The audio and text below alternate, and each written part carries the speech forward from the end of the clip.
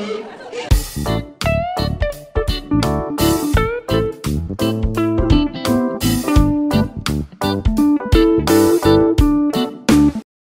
কেমন আছেন? আশা করি খুব ভালো আছেন। শুরু হয়ে গেছে নতুন একটা দিন, ও শুরু করতে চলেছি নতুন একটা ভিডিও দিয়ে। সকাল সকাল সাজু গুজু করে চান টান করে বেরিয়ে পড়েছি আজ ভ্রমণের উদ্দেশ্যে। আজকের গন্তব্যস্থল হলো চাকলা। প্রথমবার যাচ্ছি মা, আমি, বোন। আর যারা এখনও যাননি, যাবেন ভাবছেন, তাদের জন্য একদম রিসেন্ট কিছু আপডেট দিয়ে দিই। যারা গেছেন তারা তো জানেনই। আপনারা যদি চাকলা যেতে চান তাহলে শিয়ালদার থেকে বনগাগামী যে কোনো ট্রেন ধরে আপনারা গুমায় নেমে যাবেন।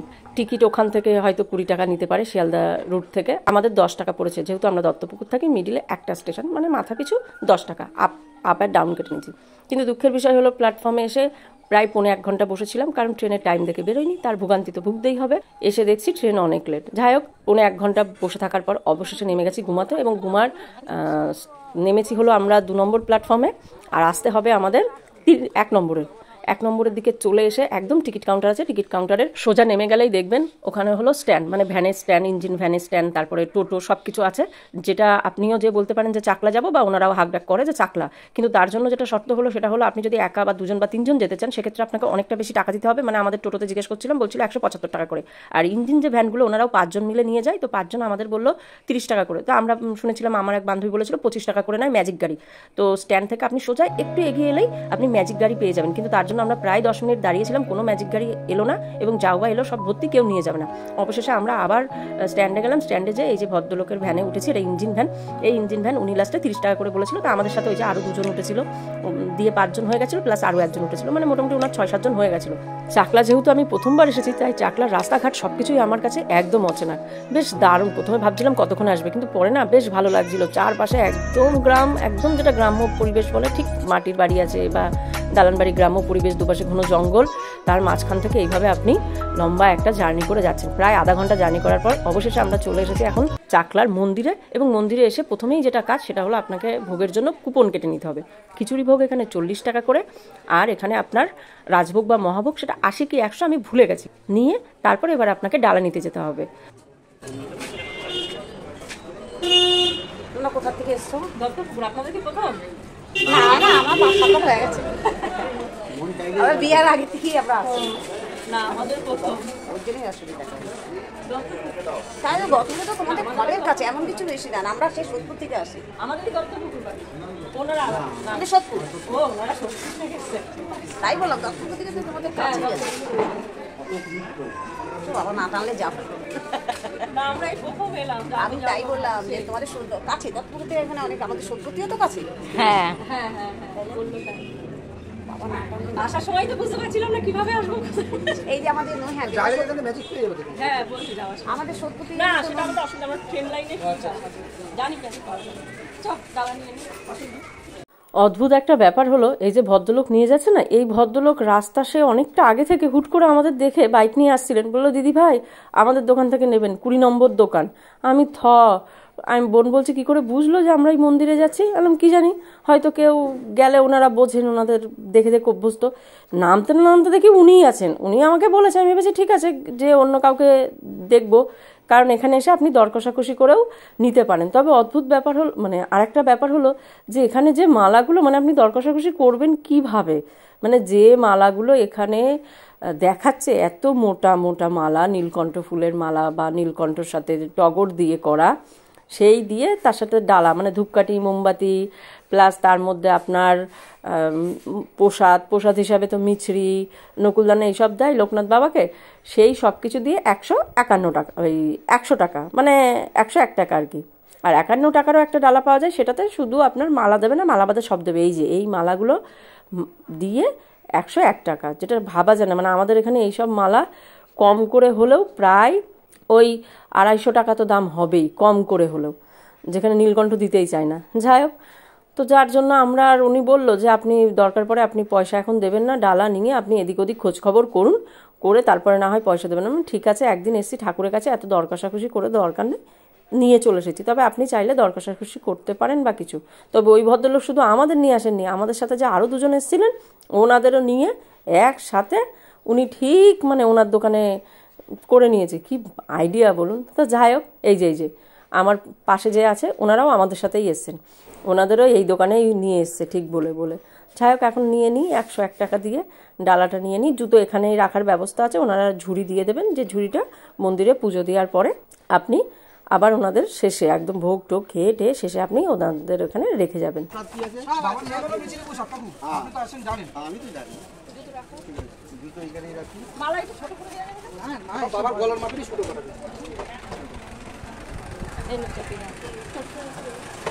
কোথায় গেলে দুটো কোথায় রাখছো? অন্য গাড়ি পুজোর জন্য লাগে, যারা গাড়ি পুজো দেবে 101 টাকা দেবো। পুজো দেওয়া হয়ে গেলে আমরা তো জুতো নিতেই আসবো, 100 টাকা দিয়েছি না। ব্যাগের চেন খোলা তো, এটা ঢুকি না, এটা ঢুকি না। ওই এখান থেকে ম্যাজিক গাড়ি করেই যাবো। না ততক্ষণ ওই স্টেশনে নামবো বোমা। চলো ব্যাগটা নিয়ে নে বোন, দাও মা, আমায় দাও একটা কিছু নে। দাও। ও মা, পায়ে গরম লাগছে, চলো।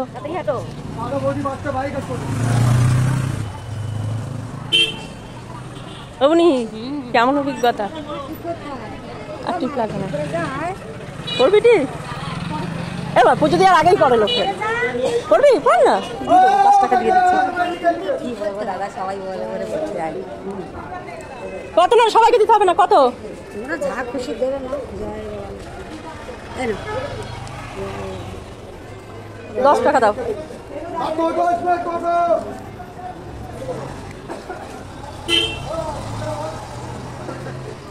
দশ টাকা দাও। চলো মা, হয়েছে? প্রথমে টিপ পড়তে চাইছিলাম না, ভাবলাম হয়তো কোনো নির্দিষ্ট টাকা আছে। তারপরে উনি দেখলাম বললো যে না না, যে যা খুশি দেয়, 2 টাকা 3 টাকা। তা আমি 3 জনে পড়েছি, 10 টাকা দিয়ে দিয়েছি। ভালোই লাগছিল বেশ পড়ে। আবার এখানে মালা না, মালা হাতে নিয়ে সবাই মিলে আপনাকে বলবে যে মালা নিন মালা নিন, কিন্তু জানেন তো এই মালাগুলো কিন্তু মানে নতুন মালা নয়। আমরা যে পুজো দিই, পুজো তো দেওয়ার সাথে সাথেই ওনারা সঙ্গে সঙ্গে মালা দিয়ে সরিয়ে দেন, মানে গলায় পরিয়ে দেন। তো সেই মালাগুলো ওনারা নিয়ে এসে আবার বেচেন। এই হলো মন্দিরের প্রবেশ গেট, মানে ওটা হলো বাইরেরটা, এবার হলো মূল মন্দিরে ঢোকা। চারপাশটা বেশ সুন্দর, শান্ত পরিবেশ, গোছানো, পরিষ্কার পরিচ্ছন্ন, ভাল লাগছে বেশ। ওই ডান দিক থেকে গেলেই ওখানে ভোগের, মানে যে আমরা ভোগ কেটেছি কুপন, সেই খাবার আয়োজন। আর ডান সাইডেরটা হলো নাট মন্দির। এই যে মাকে বললাম একটু নাট মন্দিরের সামনে দাঁড়াও, এখানে একটু ছবি তুলে নিলাম।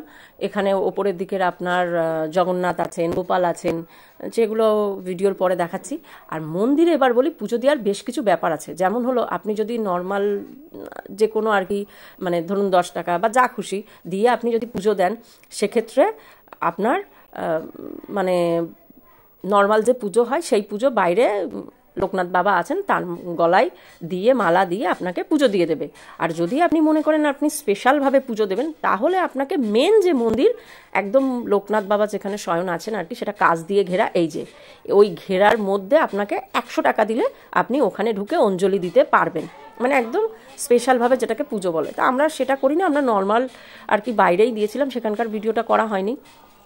দিয়ে তারপরে আমরা একদম লোকনাথ বাবার যেখানে আছে তার সামনের আর কি মাঠের দিকে চলে এসে, এখানে আর একটা লোকনাথ বাবার মন্দির আছে, এখানে ধূপকাঠি মোমবাতি ধরিয়ে এখানে যে তাগাটা দিয়েছিল, আমি তাগাটাকে এখানে পরিয়ে দিলাম।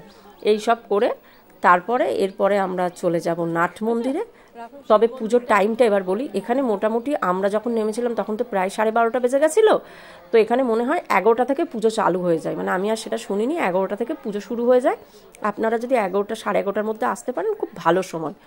তো যাই হোক, আমাদের খুব একটা কিছু আমরা মিস করিনি, কারণ এইসব যেহেতু প্রথমবার বুঝতে পারছিলাম না কোনটা আগে করতে হয় কোনটা পরে করতে হয়, একটু ধাঁধা খেয়ে গেছি। তবে এখানে ভালো লাগলো জানেন তো, ফোন ক্যামেরা এইসব নিয়ে যে বিভিন্ন মন্দিরে যে চারপাশে একটা যে ব্যাপার থাকে না, যে সময় নষ্ট বা একটা বিশৃঙ্খলা, এখানে কিন্তু সেসব কিছু নেই। ফোন, ব্যাগ, আপনি সব কিছু নিজের কাছেই রাখতে পারেন, এবং মন্দিরের ঠাকুরের ছবি তোলা কোনো কিছুতে কোনো বাধা নেই। ভিডিও করা যা খুশি আপনি করতে পারেন। না, নাট মন্দিরের ওপরে সবাই বিশ্রাম নেয়, এবং ওখানে দেখলাম অনেকে বসে বসে খাওয়া দাওয়াও করছে, হয়তো নিরামিষ কিছু খাওয়া দাওয়া করছে। আর লোকনাথ মন্দিরের একদম পেছন দিকের এই একটা লোকনাথ বাবা, সাথে কিছু শিব ঠাকুর আছে, যেখানে আপনি বাড়ি থেকে, অবশ্যই এটা বাড়ি থেকে আপনাকে গঙ্গা জল নিয়ে যেতে হবে, যেটা আমার এক বান্ধবী বলেছিল, নিয়ে যে আপনি এখানে গঙ্গা জল মানে ঠাকুরকে পুজো দিয়ে শিবের মাথায় জল ঢালতে পারেন। আর এই হলো নাট মন্দিরের ওপর, যেখানে পরপর এইভাবে এক জায়গায় গণেশ আছে, এই যে এই মন্দিরে আপনার গোপাল থেকে শুরু করে জগন্নাথ সব কিছুই আছে, এরকম পরেরটায় আবার রাধাকৃষ্ণ আছে। এই যে এখানে বসে বসে আপনি বিশ্রাম নিতে পারেন পুজো যতক্ষণ হচ্ছে, তারপরে ভোগের সময় যে ভোগ খেতে পারেন বা ভোগ না খেলেও। তো যাই হোক আমরা ওই সব করে টোরে এসে দেখছি অঞ্জলি শুরু হয়ে গেছে। তারপরে দাঁড়িয়ে বেশ কিছুক্ষণ অঞ্জলি দিলাম। এখানে যদি আপনি প্রথম থেকে এসে টানা বসে থাকেন তাহলে সুন্দরভাবে পুজোটাকে উপভোগ করতে পারবেন। যেটা আমরা প্রথমবার এসে ফটো তুলবো না ভিডিও করবো এইভাবে জল করে গন্ডগোল হয়ে গেছে। তা যাই হোক শেষমেশ অঞ্জলিটা দিয়েছি, এখানে বসেই অঞ্জলি দিয়েছি আমরা, দিয়ে তারপরে সে শান্তির জল নিয়ে তারপরে প্রসাদ নিয়ে তারপরে আমরা এরপরে যাব ভোগের জন্য।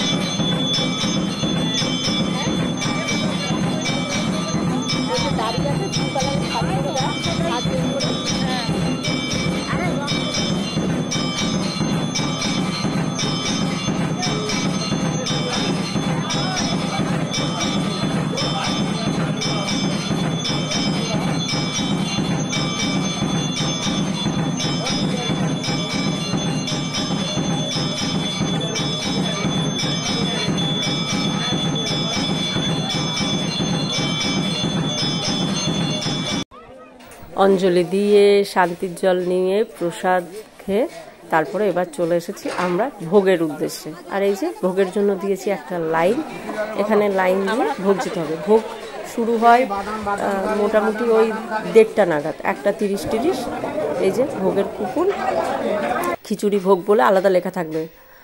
তো আমার বেশ ভালো লাগলো, মানে এই জায়গাটা এইভাবে বেশ সুন্দর মানে চেয়ার টেবিল নেই, বেশ মাটিতে বসে এখানে পাতা টাতা দেবে, দিয়ে তারপরে মানে একটা মুখে দিকে একটা বেশ ভালো লাগলো।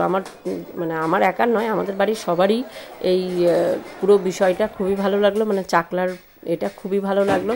আর ভোগে ছিল এখানে চলে এসেছে গরম গরম খিচুড়ি, আর খিদেও পেয়ে গেছিলো প্রচণ্ড পরিমাণে। আর এত ভালো হয়েছিল না খিচুড়ি সাথে লাবড়া। আমি অবশ্য পায়েস নিইনি, কিন্তু ভোগে খিচুড়ি লাবড়া আর পায়েস ছিল। তো ভোগ খেয়ে তারপরে রীতিমতো চলে এসেছি একটু বাইরে। এই যে বাইরে যেমন সব জায়গায় থাকে, এখানে লোকনাথ আছে, বোন বলছিল একটা কিনবে, আমি বললাম মতো লোকনাথ তো আমাদের ওখানেও পাওয়া যাবে, এখান থেকে আর নিতে হবে না।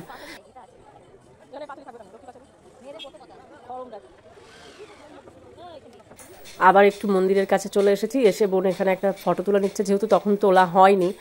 পুরো মাঠটা অবশ্য ঘুরিয়ে খুব একটা দেখানো হয়নি। যাই হোক এখন আবার বেরিয়ে যাব, কারণ ওই সবাই যেহেতু ভোগ খেয়ে পুজো দিয়ে বেরিয়েছে, তো এই সময় ম্যাজিক গাড়ি টাড়ি পেতে সুবিধা হবে। বাবা বোনরা নীলকণ্ঠই দিয়েছে, দারুণ লাগছে। উনি মালাটা লম্বা করে নেওয়া, আমরা নিচে রজনীগন্ধা দিয়ে, তোরা নীলকণ্ঠই দিয়ে দিয়েছে। আমাকে দেয়নি তো, আমি নিয়েছি। বললো নিয়ে নাও। ওই যারা এই পুজোর কাজ করে তারাই বলছে যে নিয়ে মালা নেবে। হ্যাঁ বলছে নিয়ে নাও। আমি বললাম সেদিন তো একটা বলে নিয়ে নাও, ওইগুলো ফেলে দেবে তো, এগুলো ফেলে দেবে। ওই সবাই দেখছিস না নিয়ে যাচ্ছে। কেমন ঘুরলে বুনু, পুজো কেমন দিলে? চাকলা প্রথমবার কেমন লাগলো? ভালোই লেগেছে। ও মা কেমন লাগলো চাকলা? লোকনাথ এখান থেকে কেনা থেকে আমাদের ওখান থেকে কিনে নেওয়াই হয়ে যাবে নাকি? চ ওনাকে ওই ঝুড়ি দিয়ে জুতো নিয়ে চ আমরা এ নিয়ে নিই, দিয়ে দে ওটা, যে ঠাকুর রেখে দেবো। ঠাকুর কত বড়, হ্যাঁ পুরো নীলকণ্ঠটা দিয়ে।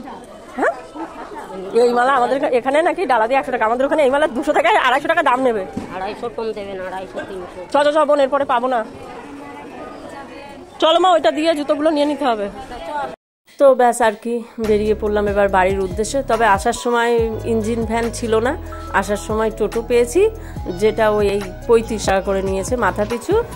তবে আমাদের সাথে আরও 2 জন ছিল, ওনারা মিলিয়ে ওই 5 জনের হয়ে গেছে। তবে রাস্তা থেকে উনি আবার আরেকজনকে তুলেছিল। আবার যেতে যেতে এই একদম গ্রাম্য, মানে এখানে ওই যে বারুইপুরে যে পেয়ারা হয় না, এত পেয়ারার চাষ। এই যে কুয়োতে যায় যে এগুলো জালগুলো, সেই মানে এই যে এগুলো সব পেয়ারা গাছ, সব পেয়ারা গাছ। সেই সব দেখতে দেখতে যথারীতি চলে এলাম। তবে একটা মন খারাপ হলো, লোকনাথ বাবা ঠিকঠাক মতন একটা ছবি তুলতে পারিনি, কারণ এটা আমারই ভুল। সেই সময় প্রচণ্ড ভিড় ছিল, এদিক ওদিক যেতে পারছিলাম না।